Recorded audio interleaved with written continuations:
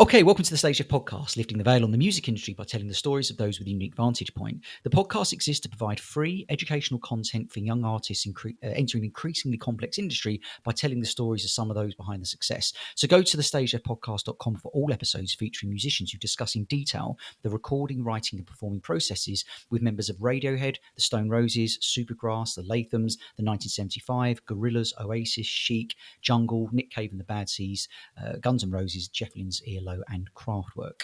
Today we're joined by songsmith Andrew Cushin to discuss his new album Love Is For Everyone. Andrew garnered recognition as being one of the finest young songwriters of his time and was one of the first people to be taken under his wing by Noel Gallagher, who shaped, produced and played on Andrew's song Where's My Family Gone. Today we'll be asking Andrew, when is a song finished? What percentage of your songs do you listen back to and wish you could make a slight change to? How do you decide what key to write in? How to maintain a positive working relationship with session musicians, and exploring the topic of internal versus external validation as artists. So it's a pleasure to say that our guest today on the StageLeft Podcast is none other than Andrew Cushin. Thanks for joining us today, Andrew. How's it going? I'm fine, mate. How are you? Yeah, going good. So listen, we're recording this on the eve of your release of your new record. When it's a few weeks out before a new record, what are the emotions that you're feeling right now before people have heard more than just two tracks?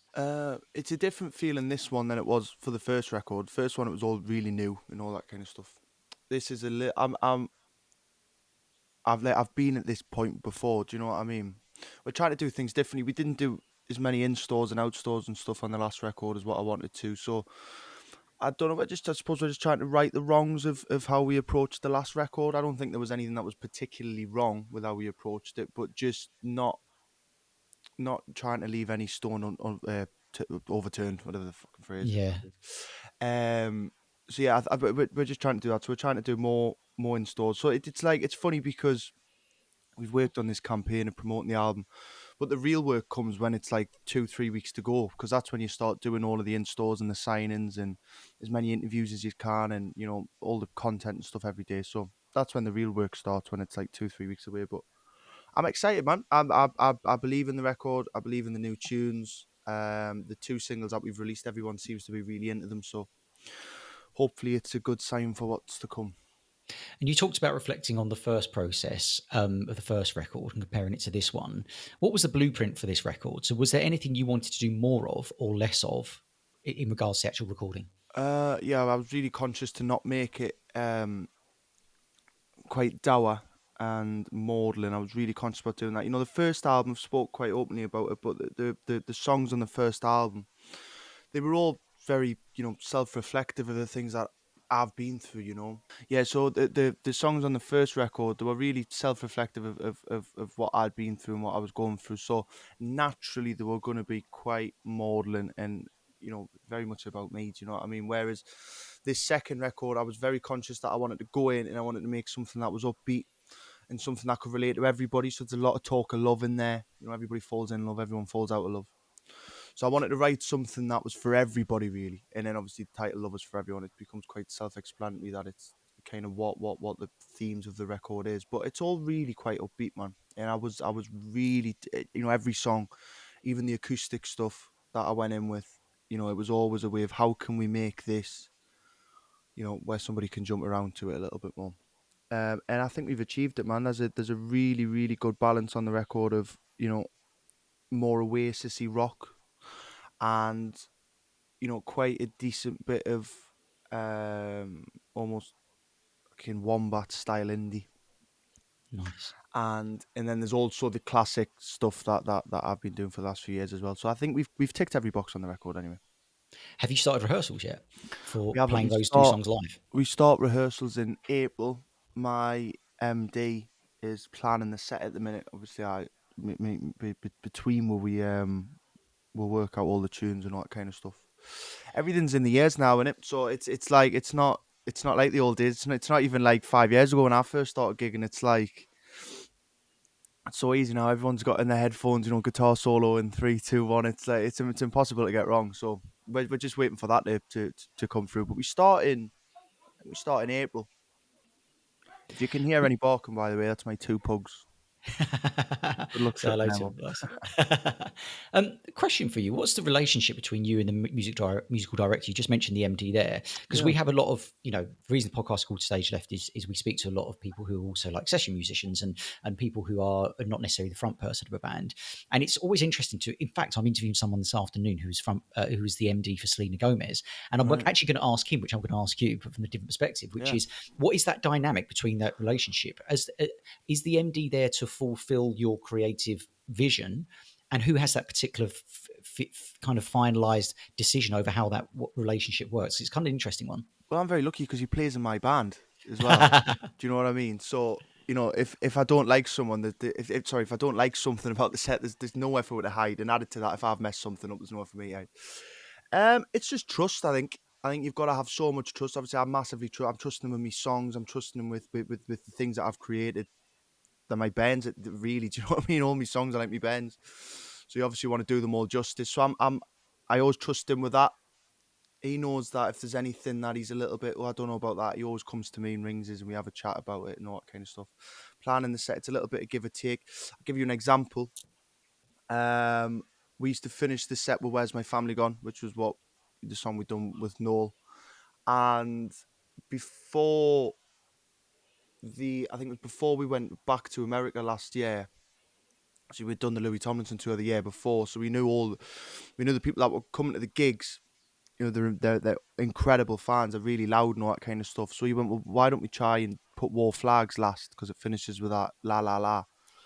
And I was massively against it. And he said, no, but we want to create something where, as people are leaving the venue, they're still going la la la. Do you know what I mean? And it was just having that trust. And I just said, yeah, do you know what? We'll do it.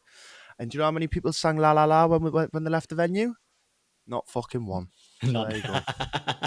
Until I think the last gig of the year last year, we were in Cologne and we were sat in the dressing room. This is no word of a lie. I was sat in the dressing room with a big bottle of wine. It was the end of the Waiting for the Rain campaign. We toured it for 2 years. And we went like that. And you just said la la la la la all the way around the street, and everybody was singing it, and we all had a good laugh anyway. Fucking hell, that's the kind of rock and roll we get up to, listening to people sing la la la outside of a dressing room.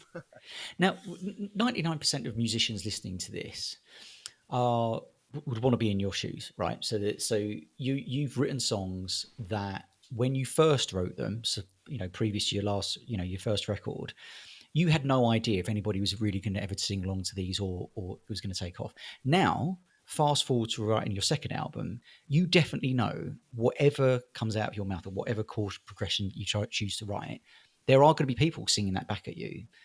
How did you lean into that or lean away from that subconsciously or consciously, knowing that people are going to be expecting something from you and singing along to it? Yeah, but it's a funny one because first and foremost, it's never something that it's not something that anybody thinks is going to happen anyway. But it was never something that I actually really thought about. I didn't really think about going into music and wanting to be a singer. I wanted to be a musician.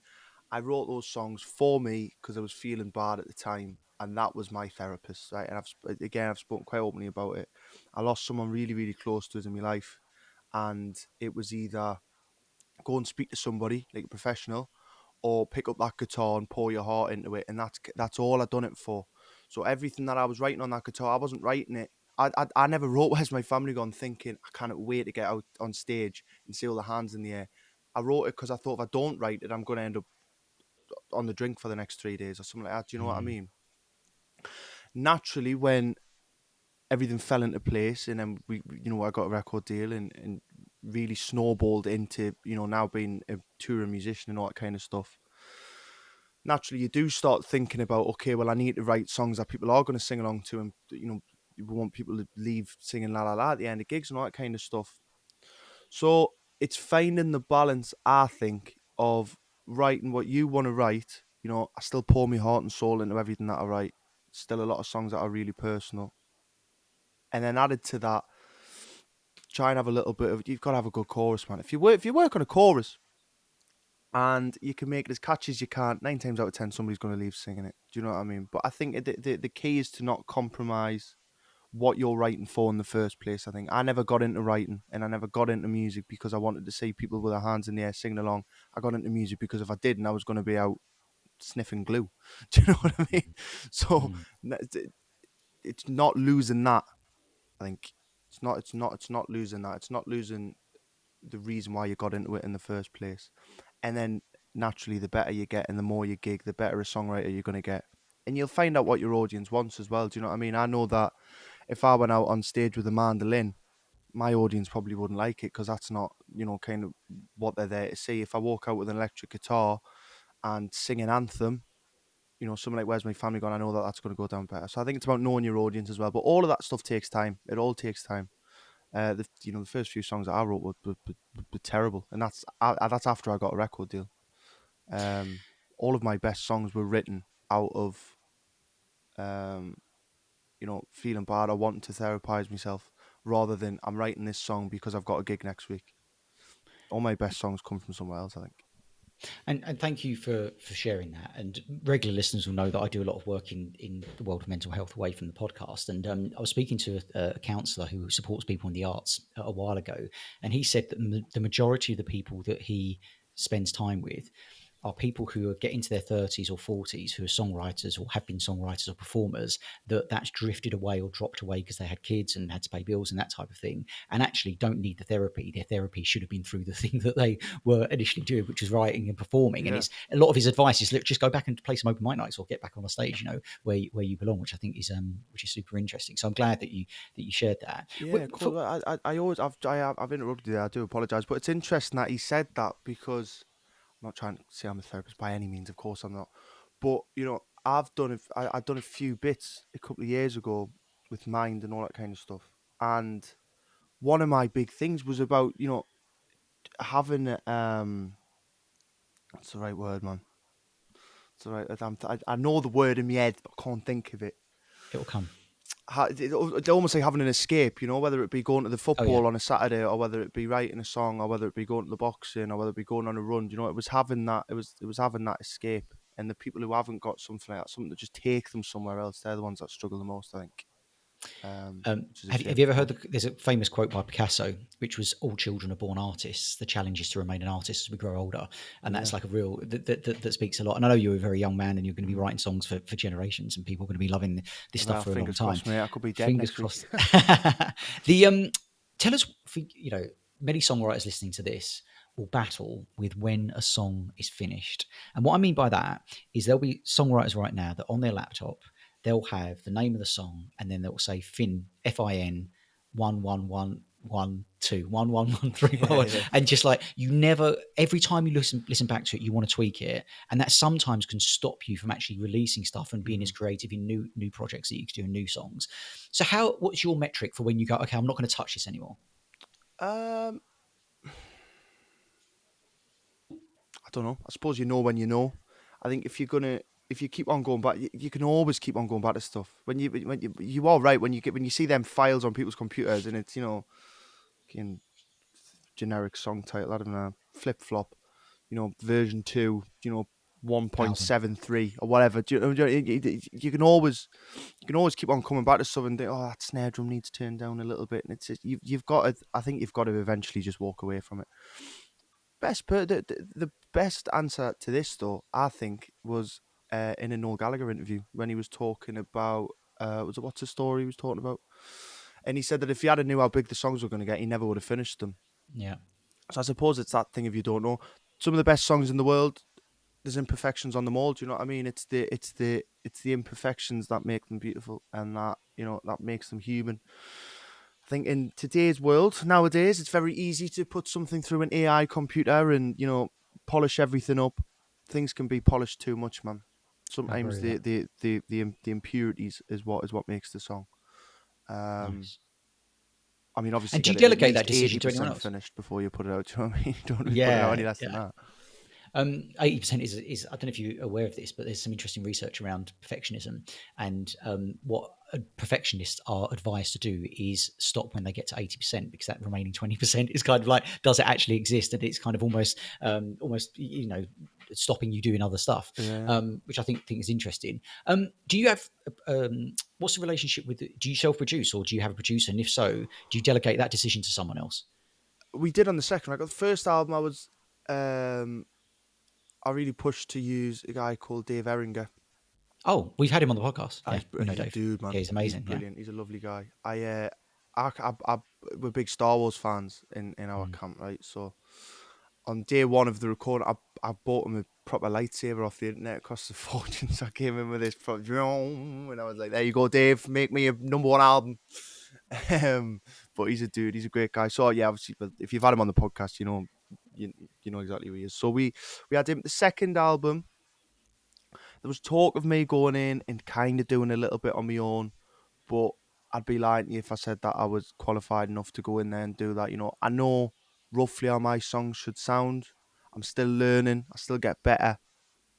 Every time I'm in a studio, I learn something new. Every time I'm writing, I learn something new. But I don't think I'm quite at that, Noel Gallagher level of I can get into a studio and produce my own stuff yet. So, um, a guy called Gareth Nuttall, who has worked with the label a few times. His name came up, and it was like, yeah, I don't really know who he is. I don't really know what he's done. So let's go in. Let's do the total opposite. We wanted to do the total opposite of everything that we'd done on the first record. The sad Mm. songs I wanted to make upbeat. The more beat songs I wanted to, go a little bit psychedelic with. So going in with a producer that absolutely no disrespect to him because he's a lovely bloke, and we've made a brilliant record. He drinks more cups of tea than anybody I've ever met in my life. But I think going in with somebody that I'd never met, I really didn't know. I didn't really know what music that you'd produced in the past.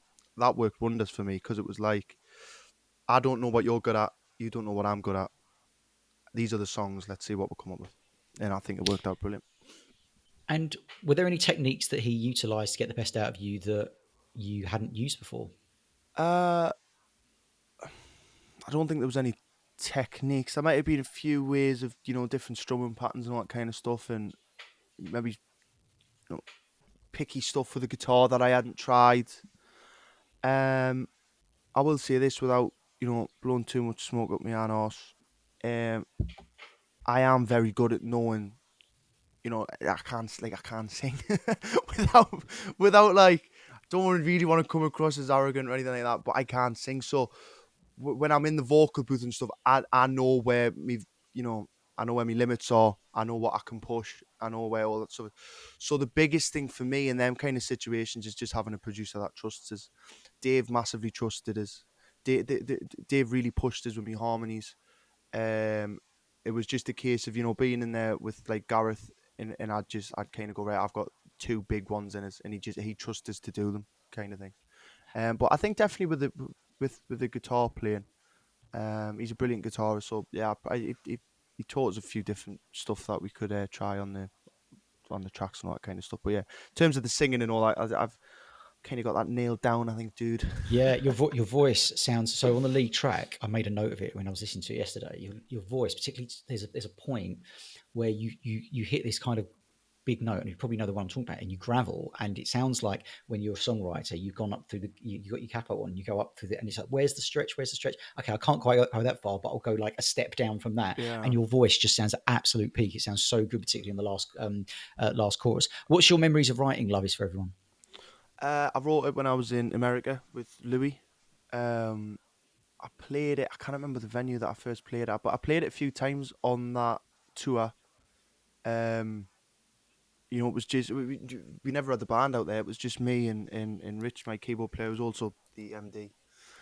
Um, yeah, I kind of potted on with it. I think I might have started writing it the day before we flew because I remember having a sheet of paper with like half a verse on when I was on the plane. Obviously, it's a decent flight, so I was trying to do a little bit there, and then I kind of chipped away with it every, sort of every day. We were gigging every day, so I'd kind of try and give a little bit, and then I think I finished it by the end of the first week, and I think I was playing it in the set by the start of the second. It was like that quick, but you know, I don't know what it is because I must either be, idiotic or, incredibly brave to go out because we were playing like Hollywood Bowl in the Greek amphitheatre and, you know, Forest Hill Stadium. It just unbelievable. Like bucket list venues we were ticking off kind of one after another. And I don't know why I thought, I'm here doing it acoustic with 15,000 people watching is let's just stick in a new song that I finished yesterday. But I've always kind of been that kid that just thinks, what's the worst thing that can happen? Some of the worst things that can happen in your life, they've already happened to me. Mm. So going on stage and playing a new song doesn't really bother us. And then I am going somewhere with this story, by the way. So then this so this song "Lovers for Everyone" started to pick up some attention around those fans. So when we came back, the album was written around that song. That's where the story was going. So the album was kind of written around something. So that was the first song that was written for the record, and obviously it's centered around love and all that kind of stuff. And it really shaped what that album was going to be, and obviously picked up a lot of fans and a lot of interest. So naturally, that became the first single as well. Nice. It's a banger. Tell us other songs that you're. Here's a question. What's the song you're most looking forward to people hearing that they haven't heard yet? So as of recording this, only "Love Is for Everyone" and "All Right" has been released. Yeah. So there's probably what I don't know, eight or nine other songs. So what song have people not heard yet that you're most looking forward to them hearing or to playing live? Yeah, there's 12, by the way. 12 12. songs in it. Oh, I've Nice. pushed the boat out with this record, mate. There's a song called "Standing by My Side." I know when you mentioned the long note in "Lovers for Everyone," but that's the best vocal take I've ever done. I Nice. think that's the best song I've ever wrote, hands down. It's my absolute pride and joy, that tune. It's about someone really special, and yeah, it's a brilliant tune. But again, it was one of those things where like Gareth just trusted us to go in. I'd done the vocal take in one go. It's all the same take. Um, Nice. and we knew it was going to be special from them. We got a beautiful orchestra to come in and play on it. So yeah, probably a song called "Stand by My Side," I think. And how did the orchestration come about? Did you hire someone to write a part for it, or did you hum any parts? Like how did that because it's such a key part in a lot of modern day music. Yeah, you can kind of have an idea. You know, you can hum and half certain things, and it's very easy to go along certain guitar lines. But if you want to do Yep. it properly, you've got to really get a string arranger in. I'm definitely not um, articulate enough with words in general to come up with, I want this to be whatever. Do you know what I mean? So we got somebody to come in and do it. You can kind of always have a bit of an idea, as I say. You can go along certain lines, certain guitar lines and stuff, and we've done that a few times. But yeah, we got a guy in. I can't remember his name, but he was a lovely guy, and he came in and done all the parts, very reasonably priced, which is good in this economy. And and yeah, the songs sound great. So yeah. Nice. What's the best love song ever?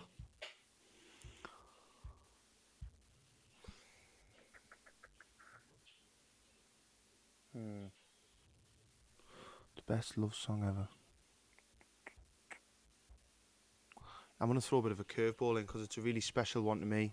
I'm not sure if it'll be the best love song ever, but it's got it. I love it. It's a song called "Me and You" by Jake Bugg, Oh yeah, which is a right. brilliant tune of his second record, I think it is.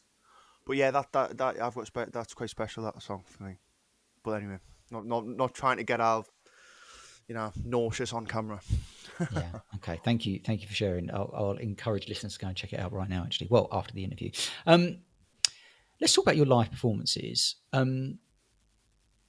What do you personally need on stage as the vocalist and guitarist and front person of the band to feel really, really confident going on stage? So you're obviously a confident guy, and you got you got the songs behind you. That's one thing. It's like there's good quality stuff that you're going to be playing.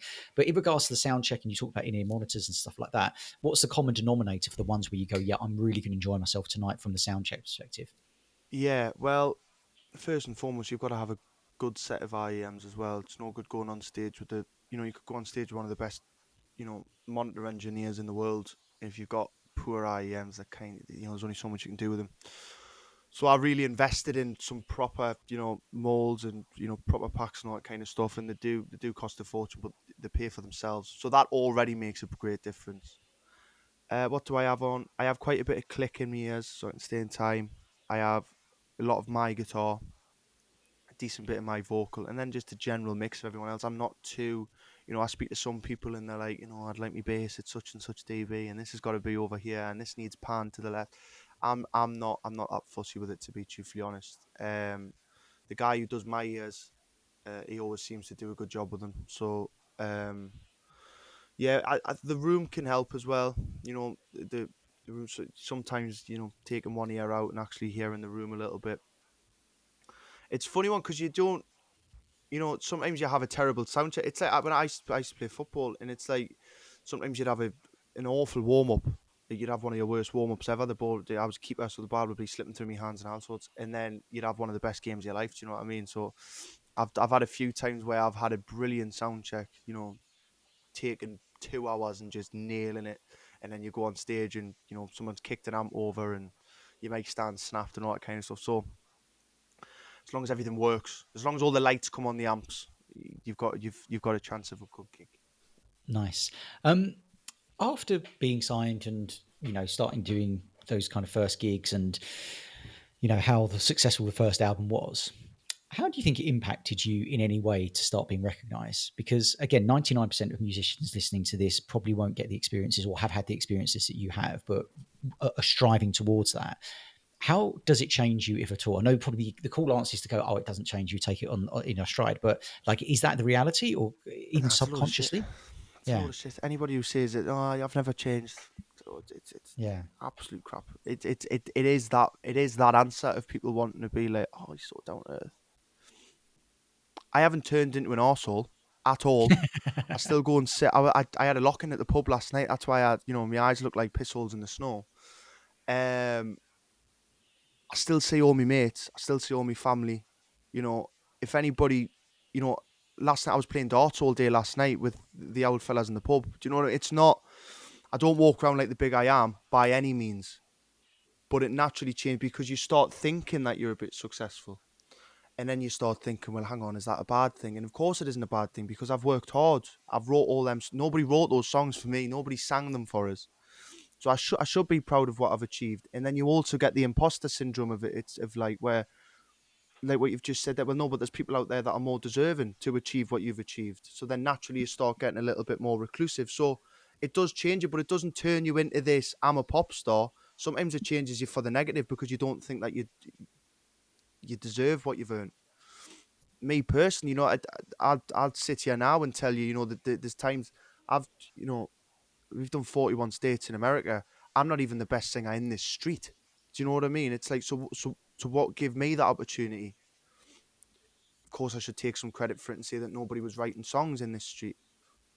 But naturally, you think, well, but there could have been, or I could have wrote them for them, and they could have had that dream. So it does change you, but it doesn't necessarily change you for the better or the worse. I get in my own head about it all the time. Do you know what I mean? It's only when I do things like this that when somebody asks you a question and you've got to sit back and you've got to reflect on kind of what you've done and what you've achieved. So I'm incredibly proud of what I've done, incredibly proud of it. But I'd be lying to you if I said that it hasn't changed us, but not turned us into that thing. Just maybe someone else is a bit more deserving of this, I think. No, I don't think that's the case at all. I think a lot of people want to do your job, and there's only a certain amount of people who Yeah. get it. So, like, kudos to you for making that happen. Mm. One thing about imposter syndrome, I mean, you probably know this, but literally everyone's got it. And I know of people who have been like in Grammy-winning Hall of Yeah. Famers bands who think at some point I'm going to be rumbled for not being able to do stuff to a certain standard that people probably expect Yeah. me to. So, like, everyone has imposter syndrome in every industry. So, like, don't worry about that. That's just It's normal. mental. Honestly, I've had like mad little like brain thoughts where I'll just be sat on my own and I'll think I'm getting sued next week. And do you know, I don't know the way my mind works, but Mm. no, I've definitely ripped off something. Oh my god, I need to play Where's My Family Gone? That's ripped. That's ripped. I'm getting sued next week. My career's over and I'm going to prison. Do you know what I mean? Wow. It's like it is such a real thing, and for the level that I'm at, God knows how it feels for people who are winning Brits and people who are nominated for awards and all that kind of stuff. That must just be, mental. Do you know what I mean? I suppose the biggest thing, I'm enjoying what I'm doing, and that's the main thing. Like I say, imposter syndrome's real, all that other stuff's real, but I'm enjoying it, and I'm pleased, and I'm happy, and that's the main thing. Tell I'm us about, very hungover as well, but and you're that's hungover. by the by. How was touring with Noel's band? So you did a High Flying Birds tour, is that right? Yeah, we've done a few shows with him. I mean, Noel's a dude. Obviously, if it wasn't for Noel, I wouldn't be doing this. He was the one that started this whole mad career, and I'll be forever grateful to him for it. Of course, the shows were great. Where did we do? We've done a few over the years. I can't really remember. The last one we done was at Halifax Peace Hall, Hmm. and that was pretty cool. We were the only support for that, so that was great. Um, but yeah, they're class. They're class. We've done it. I've met them all individually. I've met them all together. Mike Rowe, who plays on his keyboard, he played on Where's My Family Gone. He also played on Memories, and he was going to come and play on the album. I don't think you could get up to the studio, but I've worked with him a few times. He's great. I was invited down for some convention thing at Gibson, and I bumped into Gem Archer, and that was the first time that I met him. He's a dude. I know you mentioned Russ. I met him in a bar in London. So I've met them all individually and then all together as well. So yeah, they're all great, man. They are really nice people. You know, I said it's the it's a 10-year anniversary of the podcast this year. Yeah. And you said, "Oh, you owe everything to Noel." There's one person I owe everything to that started this. The person who was on the first ever episode is Mikey Rowe. Is it really? We Well, recorded how in weird Paris, that yeah. I've mentioned his name, man. That's mad. Very, That very, very weird. And yeah, he there you go. I saw we hung out last year in Brighton, and he I always say to him, like, that's, you know, if it hadn't been for you saying yes, we recorded it in Paris. Yeah. And then it just became it became a snowball from there, basically, just because he's amazing. So I didn't know he Good for played you. on that. That's That's class. yeah, he's a brilliant player as well. Like, He's not amazing. underrated, but yeah, he's an incredible player. He's amazing. What are your highlights playing to that type of audience? Like, so they're obviously expecting, you know, Noel to come on, play a few high flying bird songs, and then play some massive hits. Like, does it get into your, like, how does your mindset change when you're playing a support slot to your own shows?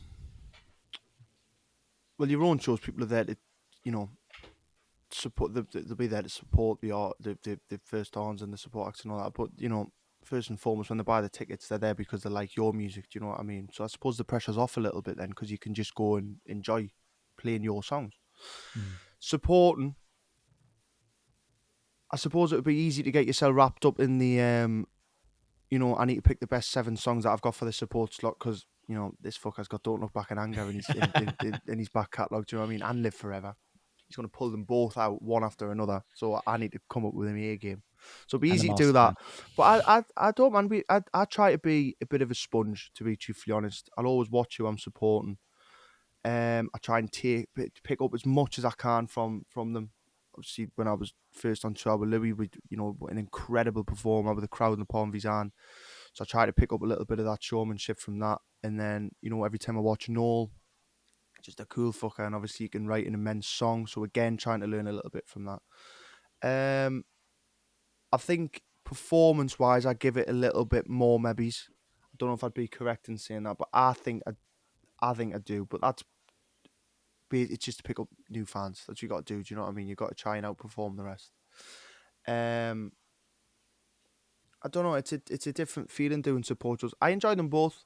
As I say, there's less pressure doing a headline show, and obviously playing your songs. It's I'd be lying if I said it wasn't, you know, less fun. It's you know, playing a headline show is what you always want to do. Do you know what I mean? Particularly in your hometown. When I come back and do a Newcastle hometown show, it's easily the best show of the year within the first 2 songs. Being a support, like, I suppose you've just got to really perform your arse off, really, and try and pick up as many of the artists' fans as you possibly can. Get it on all the socials and all that kind of stuff. That's the world we live in now. But like the Noel Gallagher Halifax gig, there was a guy there called Will who works with Aston Martin, who fell in love with my performance, and in turn we're now working with Aston Martin Aramco and going to do a couple of Formula One stuff. So nice. It goes to show you never know who's in the crowd. You should always give it 110%. You know what I mean? Headline shows are fun, but, you know, supporting act shows you don't know the crowd, you don't know the audience, you don't know who's going to be there. So, if you're happy to share, and if you can't, that's fine. But I know you said previously that one of the biggest things you learnt when Noel invited you to his studio and to write with him was around writing middle eights. And at that time, you were writing very much verse, chorus, and wasn't sure where to go with middle eights. What specifically did he teach you? Was it a particular kind of pattern in regards to chord change to then progress that you can go back to the final chorus, or like what was it that he brought in? Was it the fact it was guitar solos, which I think he played on? Not really, to be honest. He didn't. It was like, have you thought about writing more middle eights? And I was like, no. And it was like, well, you should. I was like, right, how do I do that? And he's like, well, you figure it out for yourself. Ah, fair enough. You Geordie fucker, is what he said. No, I didn't say that. So it's one of those things where you go away and you learn it yourself. Do you know what I mean? And like the middle eight and Love Is For Everyone's arguably the best part of the song. You know that bit, I'm begging you, please. That bit. So, again, it just goes to show, because I went into that studio thinking I'm going to record with Noel Gallagher. This song must be up there with Bohemian Rhapsody. Do you know what I mean? Mm. And it didn't even have an instrumental break, so it's like you can always learn. There's always things to learn. Like I'll pick up the guitar this afternoon and I'll probably learn a new chord or something like that, or pick up a new whatever. But yeah, I learned a lot off Noel, a hell of a lot. It was a brilliant week. But yeah, there was no like. There was a little bit of, try this and try that, but there was no, this is the formula to do it. It was kind of go in, find your own way. And who played drums on it? Uh, One of the Stacys. I always get them mixed up. Yeah, it's Jeremy. That was Jeremy Stacey. It would have been probably. Jeremy. Yeah, Because probably. Paul was engineering it. But I always get them mixed up. Yeah. But you were For brilliant. everyone's benefit, they're twin brothers. Yeah. Yeah, I know. Yeah, he was Yeah. brilliant. It was like I've never been more envious of someone else's job in my life because he came in. I think he nailed it in about 2 takes. Noel got what all chicken burgers, if I remember rightly. We went upstairs, had some bait, and then he went to sleep for the rest of the day on the settee upstairs. He'd done 2 drum takes, and that was him done for the day. And I was like, bastard, do you know what I mean? I was like, I'd love that job. He's a player. That guy's a Oh, player. he's brilliant. Absolutely brilliant. Brilliant stuff. Here's a big question for you. If you were to find out the world was ending tomorrow, what would be your biggest regret musically that you've not got around to yet? What would you be like, I should have done that, or I could have done that, or what would be your big regret? Maybe learn more about different instruments. I'd love to learn the piano. Really, really love to learn the piano. It's a different type of writing. Yeah, probably I'd say probably dedicate more time to other instruments. Do you know what I mean? I can play the guitar, but I'm not brilliant. I can sing, but I'm not brilliant. Maybe dedicate more time to become brilliant. I'll tell you what else. I want to do this in a few years. I've got a little side project in the back of my mind. For a band, which obviously I'll write for and I'll sing in. But yeah, I've got I've got a little side hustle that I want to do at some point in my life. But yeah, How is it different to what you're doing currently? a little bit different. But I've got it in my head. We'd only do one tour, and we'd do. I don't think we'd do any festival. I think we'd just do one tour, put an album out, and then let it die. And that would be it. Just something totally different. What's stopping you playing the piano now? I haven't got one. Right, sponsors, get in touch. Yeah, there you go. In one interview I was listening to yesterday on the train, you said that some of the recordings from the first record weren't played to a click and others were, and obviously now you're playing to a click. How did that... I've gone through both of those kind of 2 experiences, and for listeners' benefit, there are some very high-profile drummers in the world who still can't play to a click and aren't doing particular shows as a result of that. And that's fine. Sometimes that people, it takes the feel out of it for you. So from your perspective, how did it change? Did you ever feel like playing to a click when you first started playing, like held you back in regards to the energy that you wanted to give, or actually just didn't work for you? Or did you find yourself just naturally sitting in with it? Yeah, I couldn't play it with a click at all. I was terrible. I think most people are when they first play. Again, it just goes back to what I was saying before about learning and constantly wanting to get better. Download a little metronome on your phone. It's the easiest thing to do to get good at playing to a click. The reason why we didn't play some of the songs on the first album to a click,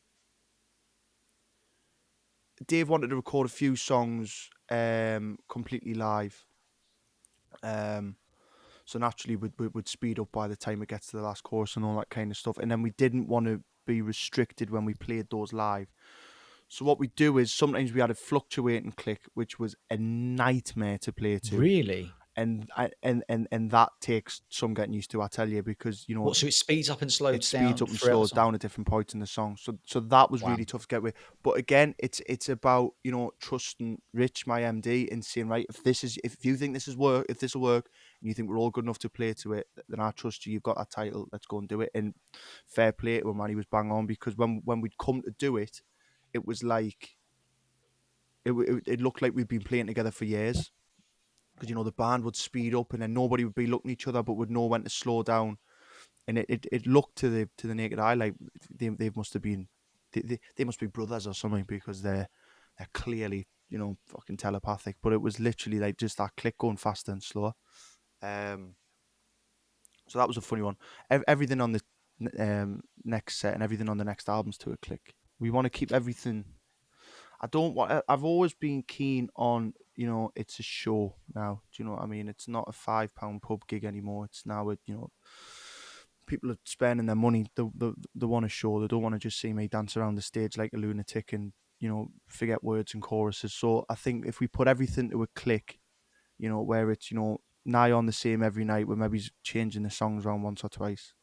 I think that's better than gambling on the drummer playing too quick tonight, or me playing too slow, or whatever. Big question, this one.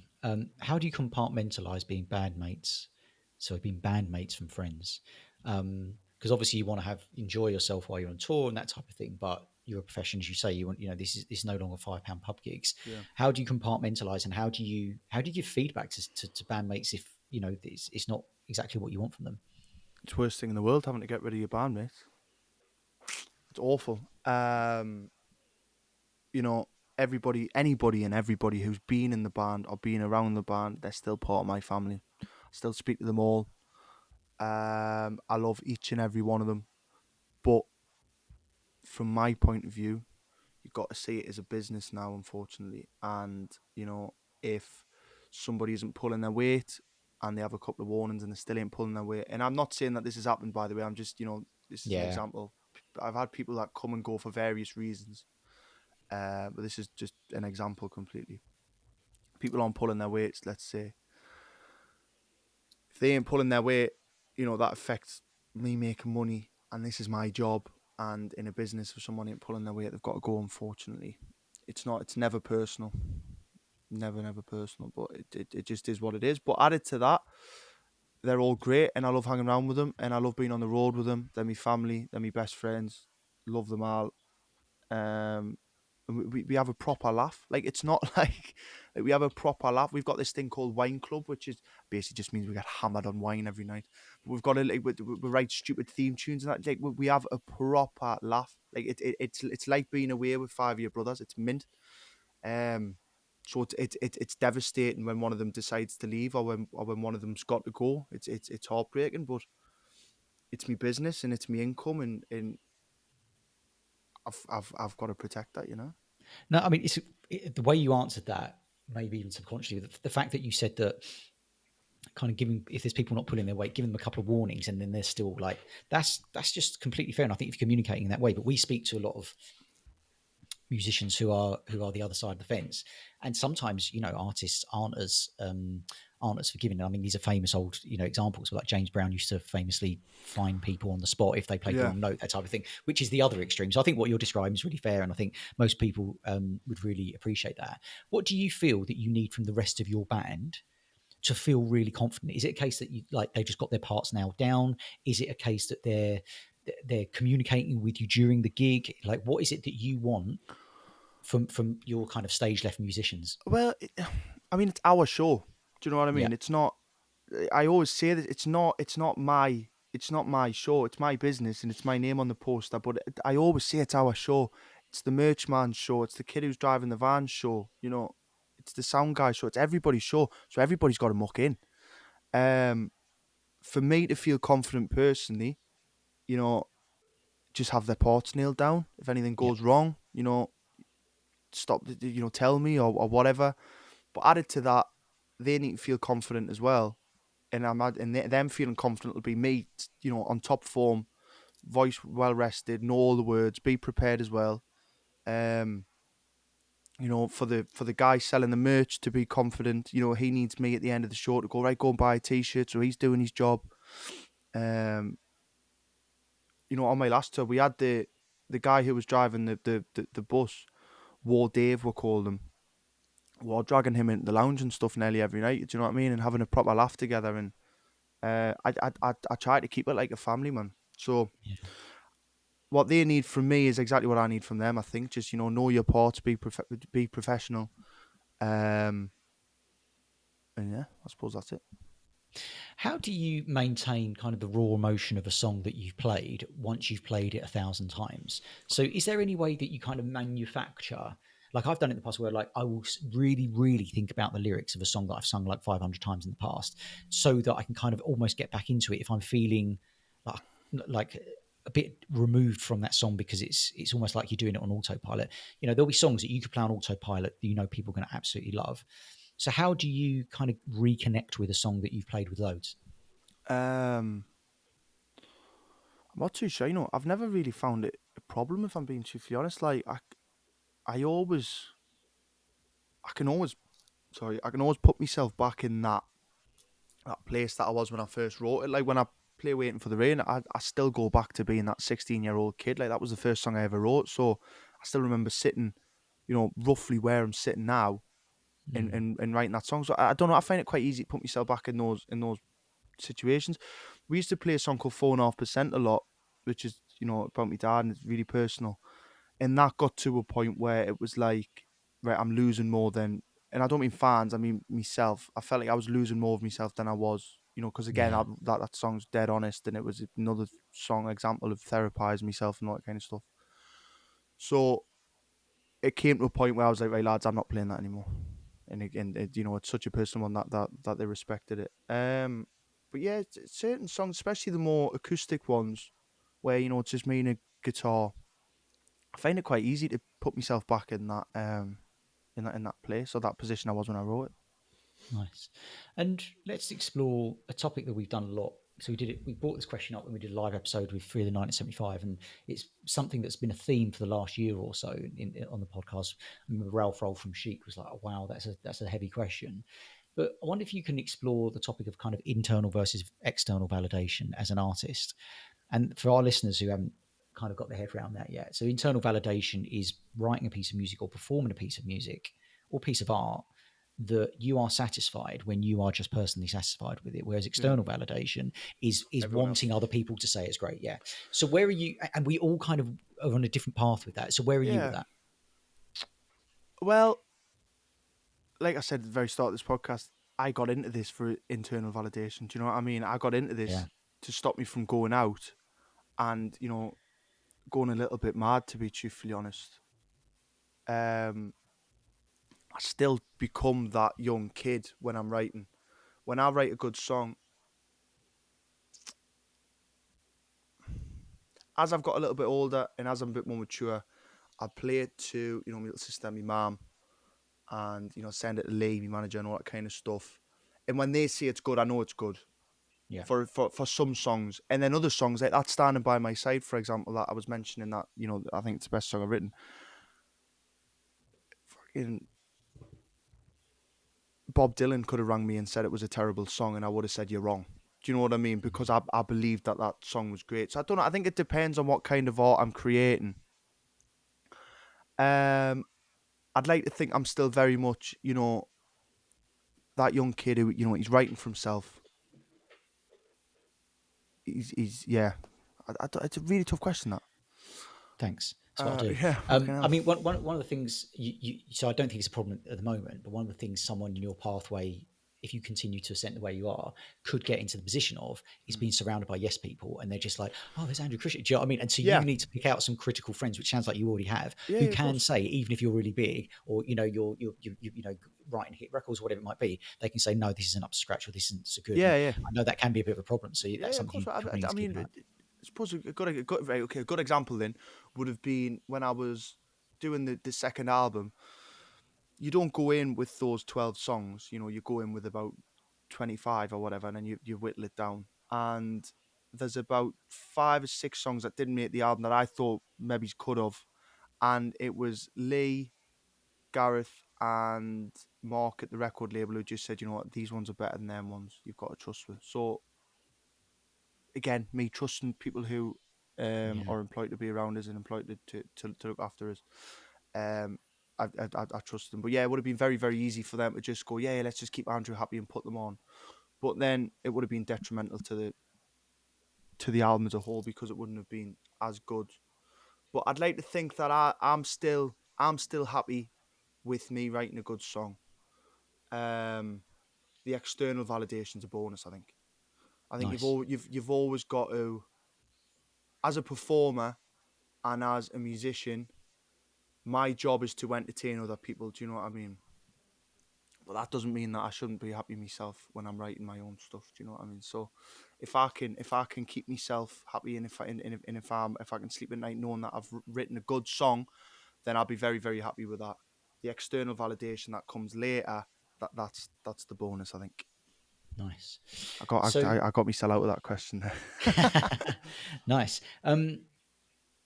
You talked about trusting people. We're going to wrap up soon, but there's a couple of last questions I really want to explore with you, which is you talked about bringing in people to your circle of trust. And we had Alex from the Lathams on recently, and we explored this question, which is imagine you're a band that are coming through now, or a lead singer that's coming through now, performer, who's say in their early 20s, and things are happening for them, and they have to start bringing in other people to that kind of circle of trust that you have. What are the qualities you're looking for? Because there's been countless examples in the past of people doing that and being ripped off, you Yeah. know, and sharks in the industry and that type Hmm. of thing. But so what's your process to decide who you work with and who you don't? Whether it's your social media person, whether it's who's doing the merch, what are you Yeah. looking for? If I'm being truthfully honest, mate, I think it's trial and error, and Mm, it's as awful as that is, because I've had people come into my team and it hasn't worked. It just hasn't worked. But you don't know, because you cannot spend a few hours with somebody on the phone, which is what me and Lee have done in the past, and then you come away and you go, "Let's sound them. Let's bring them on to sell the merch, or let's bring them on as a, I don't know, a roadie or whatever." And then you see a different side of them after you spend 3, 4, 5 months on the road with them. So it's a little bit of trial and error. Unfortunately, I think anybody can give a good interview.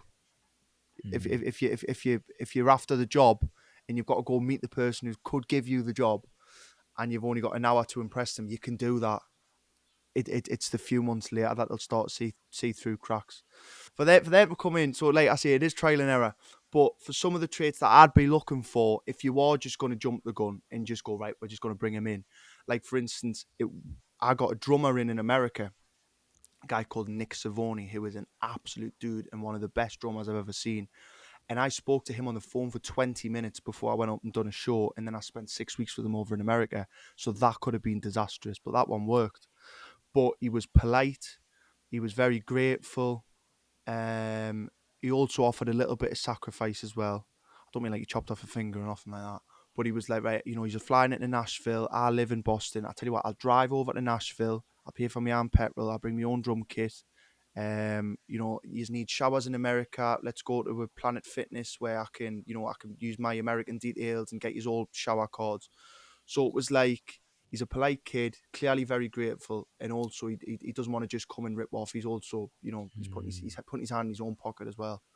Um, not saying that I'd just be looking for people that are going to pay their way, but I think someone being polite and grateful and offering up, oh well, I don't mind driving the van one weekend, or I'll do this for you.